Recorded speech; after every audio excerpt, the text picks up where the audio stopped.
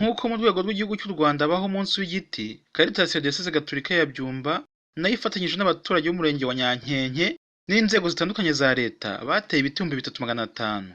Iki gikorwa kikaba cyarabaye tariki ya 24 Ugushyingo 2020 mu murenge wa Nyankenke, akarere ka Gicumbi, mu ntara y'Amajyaruguru y'u Rwanda.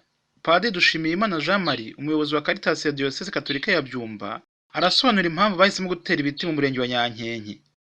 Muri gahunda za Caritas harimo imirenge myinshi dukorana nayo. Uyu rero wa Nyankenke uri mu yatoranijwe kubera uburyo bugaragara ko hari imisozi iriho ubusa ndetse n'ahakozwe amaterasi akenewe gushyigikirwa no kubungabungwa.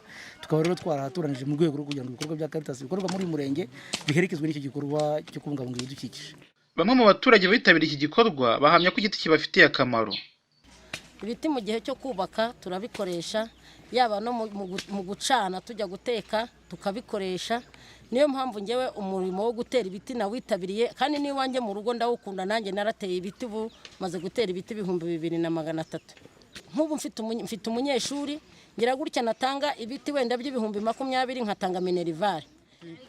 Hari ibiti bivangwa n'imyaka, hari n'ibyo batera byo kubaza n'ibyo kubaka bikuramo intebe bikanacanwa, gituma haza n'umuyaga mwiza, bigatuma n'imvura igwa. Nta kibazo rwose, igiti gikwiye kubungwabungwa uko bikwiriye. Umuyobozi wungirije ushinzwe ubukungu mu karere ka Gicumbi, Nteziryayo Anastase, yavuze ko ari ingenzi gutera ibiti bitewe n'imiterere y'akarere kagizwe n'imisozi.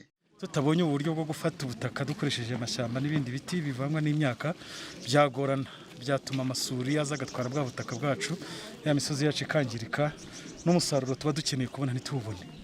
Ariko muri gahunda ya leta nanone yo kugira ngo twongere ubuso buteyeho amashyamba, iki gikorwa nacyo kiraje kitwunganira nanone. Nabyo nibyo kwishimira, kubera ko nk'uko igihugu gifite gahunda y'uko twazageza ku buso bwa 35% by'ubutaka bwacu bukaba buteyeho amashyamba, natwe turi kujyana nacyo.